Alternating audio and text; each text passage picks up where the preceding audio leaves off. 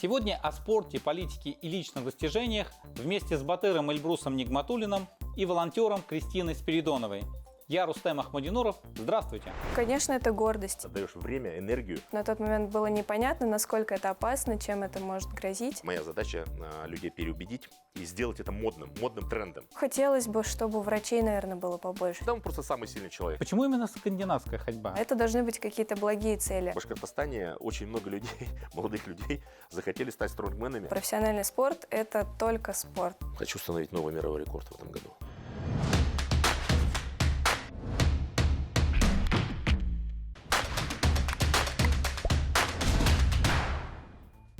Вот уже год, как самый сильный человек России живет и работает в Уфе.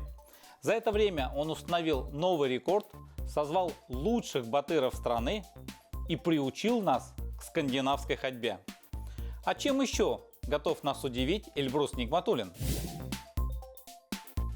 Эльбрус, рад приветствовать в программе «По сути дела». Это, конечно, не шоу Ивана Урганта. Как вы, кстати, сходили к Ивану Урганту? Это было сразу же практически после рекорда, там, дней, по-моему, через 5.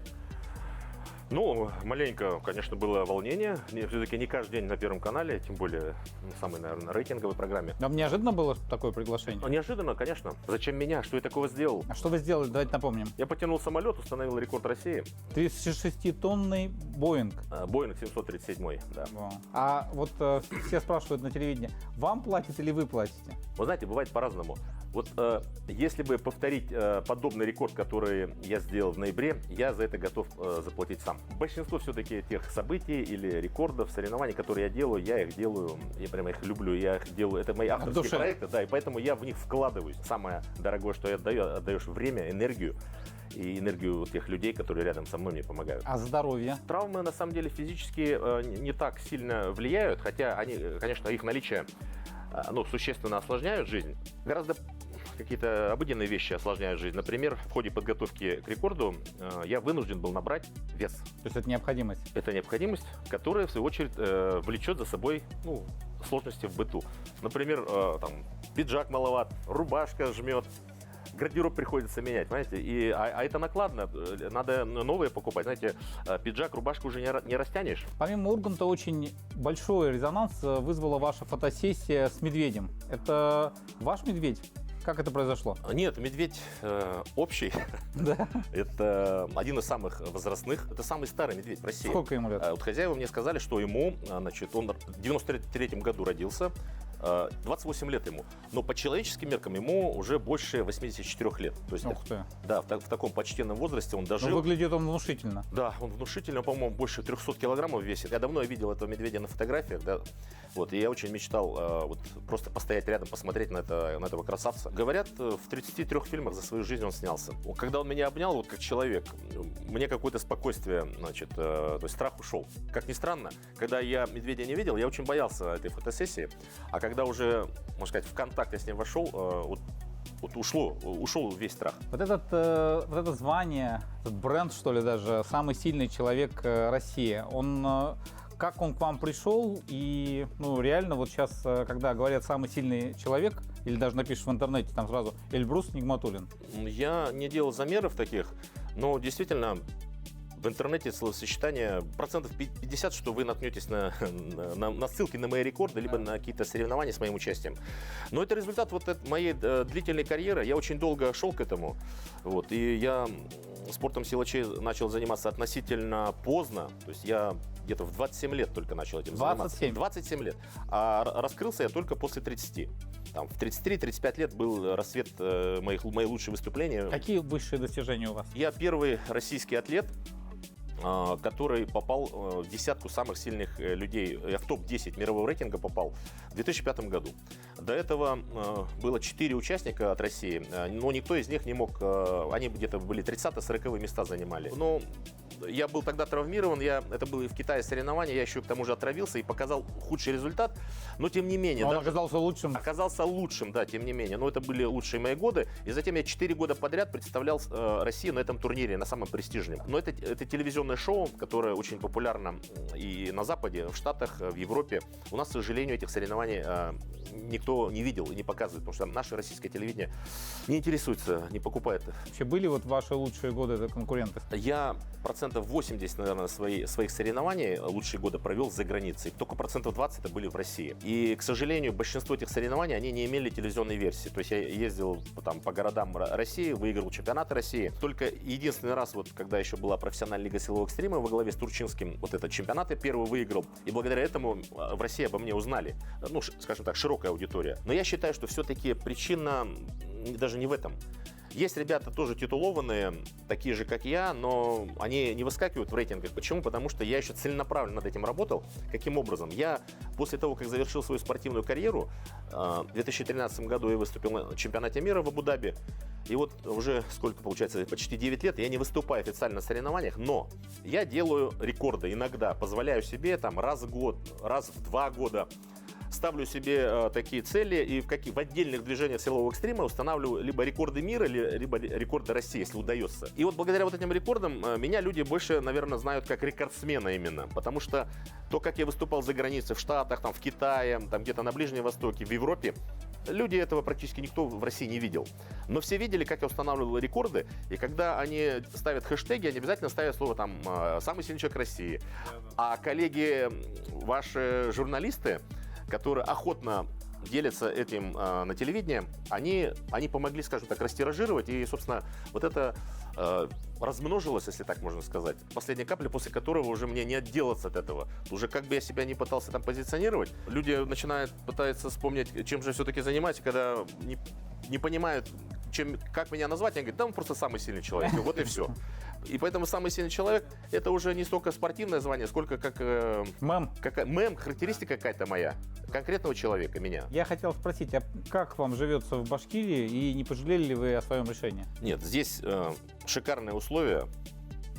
И в прошлом году, например, я смог реализовать грант главы республики, да, скандинавская ходьба с Эльбрусом Нигматуллиным. Почему именно скандинавская ходьба? Вроде как другое направление, самый сильный человек, а вы решили заняться скандинавской. А теперь уже называете башкирской. Но дело в том, что этот вид физической активности, если точнее сказать, это кардиотренировка, она для меня дала очень много. То есть я благодаря скандинавской ходьбе сумел вес свой скинуть. У меня был вес 146 килограммов. Для сравнения, сейчас я 126, весил я на 20 килограмм больше. Благодаря этой ходьбе, благодаря еще и питанию, естественно, я сумел минимализировать тот вред, который я мог себе нанести, если бы, например, я после ухода из спорта резко перестал бы вообще заниматься не то что спортом, даже физкультурой. Благодаря скандинавской ходьбе я плавно, если так можно сказать, перешел в мирную, нормальную жизнь, такой, которой живут большинство людей. И я считаю, что скандинавская ходьба – это лучшая профилактика вообще здорового образа жизни. Я считаю, что в скандинавскую ходьбу и в такие виды активности надо вкладываться государству, чтобы потом не тратить миллиарды рублей там, на медицину, пытаясь уже заболевших людей излечить. Лучше на подступах это делать. Это профилактика. Это легко можно совмещать со спортом высших достижений, потому что стронгмен – это, конечно, экстремальный вид спорта, а скандинавская ходьба – это такой самый безопасный, самый доступный. И массовый. И массовый. И вот благодаря вот этому, вот этим вот полюсам я могу себя, скажем так, и физически хорошо чувствовать, и как уже практика показала, я могу в любой момент собраться, да, подготовиться и установить рекорд. Вот рекорд с самолетом – это тому подтверждение. Я считаю, что если бы я не ходил с палками, с скандинавской ходьбой, я бы функционально не был так готов, потому что все-таки наши сосуды, наше сердце – это все-таки важнее, чем наши мышцы. У нас есть Уфимский международный марафон, вот такое массовое мероприятие, 1000 велосипедистов. Нет в планах сделать подобное по нашей башкирской скандинавской ходьбе? Я думаю, что сделаем обязательно, потому что год, если мы такой год тяжелый пережили... Тем более год активного долголетия теперь. Да, Раиль Фаридович объявил нам, и я, конечно, с большим воодушевлением об этом узнал, и, конечно, мы строим большие планы. Я думаю, что обязательно мы сделаем большую ходьбу, где нас будет 1000 людей, мы пойдем... Тут не обязательно по стадиону, да, мы можем пойти у нас шикарная по набережная. Парку, по набережной. Набережная, она буквально создана для того, чтобы там вышло несколько тысяч человек и просто сделала такой пример для молодежи, которая, может быть, еще кто-то сомневается, считая, что скандинавская ходьба нас ждет там когда-то там старость. Это совершенно не так. Вон, посмотрите, в Европе, в скандинавских странах молодежь ходит. Там бум скандинавской ходьбы. Почему-то у нас пока еще считают, что это удел старшего поколения. И наша задача, моя задача, людей переубедить и сделать это модным трендом. Готовы подключиться. Мы участвовали в Уфимском международном марафоне. Будем тогда вместе развивать и помогать вам развивать башкирскую ходьбу. Все, Рустам Маратович, будем вместе тогда договорились. Вы слушали послание главы республики Ради Фаича Хабирова. Какие ваши впечатления? Вы были в колонном зале. Меня, конечно, это впечатлило. Да? Меня впечатлило, что Ради Фаритович, когда говорил о каких-то глобальных проектах, грантах, о каких-то миллиардах рублей, и он тут же опускался, что называется, на землю, да, и он отмечал конкретных людей, которые сделали конкретные вещи. Меня очень впечатлило не только, когда он говорил о спорте, меня особенно впечатлило, когда он говорил о сельском хозяйстве. Вот приглашали, значит, механизатора, по-моему, с Федоровского района, он там 2000 тонн пшеницы он намолотил. Меня вот это впечатлило. Потому что, не знаю почему, но, наверное, потому что все-таки я выходец из села, и даже здесь, вот когда Башкортостан... Челябинской области? Да, в Челябинской области. Когда я еду по дорогам и вижу, когда там слева или справа растет пшеница, там подсолнух, какие-то сельскохозяйственные культуры, у меня сразу же, я окунаюсь в свое детство, потому что детство многих сельских жителей, оно вот было именно таким. Не было заросших бурьяном полей, и мы еще мальчишками играли, бегали среди этих подсолнухов, да, там этих полей, там гороха по карманам собирали, хотя, конечно, это было запрещено. И вот я надеюсь, что возрождение России, она должно вот, прежде всего пойти с возрождения сельского хозяйства, хотя, безусловно, это для того, чтобы выбиться в лидера, да, этого мало. Технологические какие-то производства, конечно, они должны прийти, мы должны обучаться в современном мире, да, брать все самое лучшее и пытаться быть лучшими не только там в России, но и в мире. Меня очень впечатлило, и впечатлили меня вот эти вот детали. Способность Ради Фаритовича, за что-то он берется, да, и он его доводит до конца. То есть он на всех стадиях. Вот он приехал, тут какое-то поле заброшенное, да, он говорит, так, здесь должно быть через год то-то, то-то, то-то. Он приезжает через полгода, там уже начались работы, и он уже приезжает тогда, когда все готово. Тут уже, что называется, никуда не съедешь, да, то есть он от начала до конца. Если он за что-то взялся, он доводит. Да. Это дорогого стоит. Дожимает. Способность его концентрироваться на каких-то вполне конкретных вещах говорит о многом. И, конечно, повезло с ним. Вот, и, мой приезд в республику, конечно, бы не состоялся, если бы не приглашение Ради Фаритовича. И для меня это праздник, и даже не столько праздник, сколько способность. Хочется сделать то, что я не успел еще сделать, реализовать именно здесь, в Башкортостане. Здесь все условия есть. Эльбрус, вы не только сами проводите рекорды, но и организуете турниры. В частности, в конце года был открытый турнир по силовому экстриму Урал-Батыр. Да. Расскажите, пожалуйста, вообще про этот турнир и вообще будут ли аналогичные проекты в этом году? Обязательно будем делать. У меня уже 3 турнира запланировано. Вот что касается организации соревнований в Башкортостане, этим я занимаюсь уже несколько лет последних, 5-6 лет. Но это были в основном такие, скажем так, не сильно медийные мероприятия. Где-то в Сибае, где-то в рамках Сабантуя. В Уфе я проводил турниры. Как правило, когда меня кто-то инициировал здесь на местах, приглашали меня, я организовывал. Но в последнее время все-таки я, что называется, сам под ключ делаю соревнования. И вот турнир Урал-Батыр, кстати говоря, по итогам его проведения специалисты, стронгмены, которые не живут в Башкортостане, признали этот турнир лучшим турниром по стронгмену 2020 года в России. Была телевизионная съемка. То есть в самое рейтинговое время на канале БСТ после Нового года телезрители смогли увидеть 30 минут вот эту выжимку, лучший момент этого турнира. Вот я хочу сказать спасибо всем, кто был причастен, всем, кто мне помогал. Меня это очень воодушевило, и мы запланировали в этом году с министром спорта. Еще, да. Вот в мае у нас будет еще один всероссийский турнир, посвящен 9 мая. Затем у нас на День Республики в октябре. Вот. Ну и помимо этого у нас еще там 2 турнира республиканских планируем сделать. И задача выйти на федеральный канал, чтобы эти соревнования мы могли смотреть, как минимум на канале Матч ТВ. Вот такие планы ставим. А есть ли какие-то планы по новым рекордам? Планы есть. Я вам скажу, для чего я делаю рекорды. Лучше рекламы стронгмена не может быть, чем вот эти мои рекорды. Вот после тяги самолета в Башкортостане очень много людей, молодых людей, захотели стать стронгменами. Они начали там тащить микроавтобусы, какие-то машины, джипы, автобусы. Начали поднимать колеса.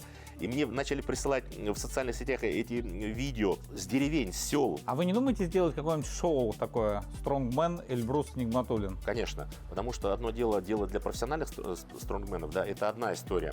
Безусловно, это нужно, потому что ребята должны видеть, что силачи, если ты профессионально этим занимаешься, то твой статус в обществе, он повышается. Конечно, это не такой массовый пока, как футбол, например, или легкая атлетика, но количество желающих есть. Сейчас начало года, и самое время как раз эти планы строить. Задача именно ребят в регионах, в деревнях, в селах, да, талантливых, дать им возможность себя проявить. Будет школа Эльбруса Нигматуллина? Я очень надеюсь, что она будет. И куда бы могли прийти люди, которым бы я смог передать свой опыт, научить быть их здоровыми, там, кого-то в скандинавской ходьбе обучить, кого-то сделать стронгменом, кого-то пауэрлифтером, армрестлером. По многим видам спорта я чемпион России, поэтому я думаю, что все это состоится, вопрос времени. Здесь, в Башкортостане, все условия для этого есть. И все идут навстречу и всегда помогают, чем могут. Спасибо. Это был Эльбрус Нигматуллин, самый сильный человек России. Вы смотрите программу «По сути дела». И сегодня мы беседуем с известными спортсменами. А известны они не только своими спортивными достижениями.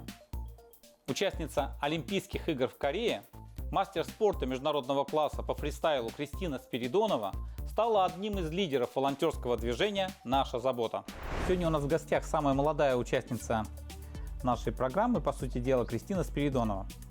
Кристина, рад тебя видеть. Взаимно. Здравствуйте. Каково тебе быть героем своего времени, героем нашего времени? Ну, не могу сказать, что я считаю себя героем, но внимание это всегда приятно. Я никогда скромностью особо не отличалась. Неожиданно было, что на послание в колонный зал пригласят? Да, очень было неожиданно, приятно. И в то же время я считаю, что меня позвали в лице как бы в волонтеров. Я же из спорта и занялась волонтерской деятельностью. То есть это как небольшой призыв, то есть мотивация другим. Вот я знаю, что ты весной, когда был локдаун, когда все и вся молодежь тоже сидела по домам, ты участвовала в работе колл-центра по обзвону граждан, которые приехали из-за границы. Да, это так. Работа велась с самого начала пандемии, то есть сразу же организовали, мы всех обзванивали, следили, передавали данные, потому что на тот момент было непонятно, насколько это опасно, чем это может грозить. Но считаю, что с работой справились. Как люди относились к звонкам? Они приехали из-за рубежа, тут звонят с колл-центра, что-то спрашивают. Была и агрессия, был негатив, обещали жаловаться. Но многие подходили с пониманием, то есть просто говорили, где они, что к ним могут прийти, потому что мы объясняли, что к вам могут прийти из поликлиники, могут из соцслужбы прийти, проверить. Ну и потом вы дальше участвовали в активно волонтерской деятельности центра «Наша забота» при «Единой России». Расскажите об этой деятельности, чем вы там занимались? Выдавали пропуска, когда ввели пропускную систему, то есть всех волонтеров, это больше 2000 на тот момент, мы всех обеспечили пропусками, доставляли горячее питание, доставляли продуктовые наборы. Я координировала деятельность VIP-волонтеров, то есть лидеров общественного мнения, это депутаты, спортсмены, их тоже направляли на выезды. Депутаты не очень возмущались, что ими 20-летняя девушка руководит, куда и что им? Да нет, наоборот, были Нормально? открыты, да. А когда приносили продукты, как вас встречали? В основном все были рады, то есть все всегда благодарили, все говорили, приходите еще, будем вас ждать. Давали адреса тех, кого они еще знают, то есть кому тоже нужна помощь. Конечно, фотографировались, желали удачи, здоровья, то есть, много позитива получили. Но вы не заболели сами? У меня в июне переболел молодой человек, а мне так и не диагностировали. Ну, скорее всего, да, потому что у меня и родители тоже переболели. Бессимптомно, возможно? У меня бронхит мне поставили, брали тест, был отрицательный. То ли нет, то ли да. Но вы все-таки спортсменка. В июне, по-моему, тебя отметили почетной грамотой президента России. Ради Фарич сказал в своем послании, что гордится такими волонтерами, как ты. Что ты чувствовала в тот момент? Конечно, это гордость. И знаете, ощущение, что 15 лет в спорте, которые я отдала за Родину, за республику, за Россию, что все-таки это не забыли и как-то немножечко оценено. Даже не немножечко, а хорошо оценено. Что самое главное, что тебе запомнилось в послании? Оценили не только то, чего мы достигли, ну, не мы, а в целом республика, но и отметили какие-то промахи, то есть где не доработали, где нужно еще взять. Понравился выбор людей, то есть там было 9 героев, но хотелось бы, чтобы врачей, наверное, было побольше. Они внесли огромнейший вклад. Согласен. Если говорить о последних днях, вот о последних неделях, то достаточно активно сейчас, в том числе молодежь, участвует в каких-то общественно-политических акциях.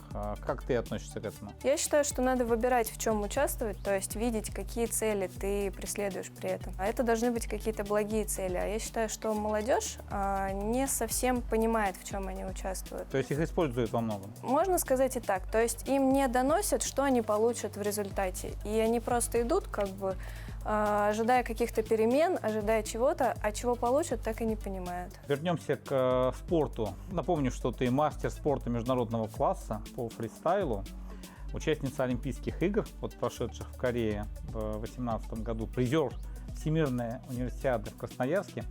Вот как ты успеваешь тренироваться? Пока что у меня перерыв, и, честно говоря, я пока не знаю, он окончится, я вернусь к деятельности, либо я буду дальше развиваться в общественно-политической сфере. Мне это направление интересно, плюс появилась какая-то жизнь здесь, в городе. Но вы, наверное, понимаете, что профессиональный спорт — это только спорт. То есть там 10-11 месяцев ты проводишь вне дома, ни учебы, ни друзей, ни семьи. Все-таки хочется как-то это восполнить. А почему именно фристайл? Ой, меня жизнь по разным видам спорта потаскала, но мне всегда хотелось больше опасности, больше адреналина, выше, страшнее. И когда я попробовала, появились результаты. А где ты тренируешься? У нас есть школа Олимпийского резерва. Олимпик-парке? В Олимпик-парке, да. Преимущественно там. Там начинают все, потом, когда попадают в сборную России, уже по другим местам. Но ты еще и учишься в университете, да? Да, я на 4-м курсе в Башкирском государственном университете. Специальность? Государственное муниципальное управление. Кем планируешь быть? С точной целью не определилась, то есть не могу сказать, вот как некоторые, хочу быть врачом или адвокатом, такого нет. Но, как я сказала, общественно-политическая сфера интересна. О планах в этом году, то есть какие-то цели себе ставишь? Ой, конкретных целей еще, наверное, не успела поставить, хотя стараюсь этим всегда заниматься.